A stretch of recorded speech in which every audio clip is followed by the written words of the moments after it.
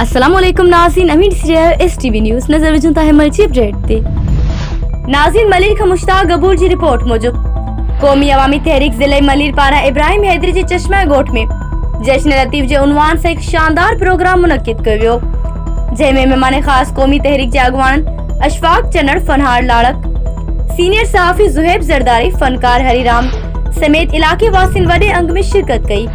इन मौके ते अगवान QAT अगवान फरहान लाड़क, अशफाक चन्नड़, काशिफ खास खेली ऐं ॿियनि चयो त शाह लतीफ़ दुनिया जो अज़ीम शाइर ऐं असांजो रहबर आहे।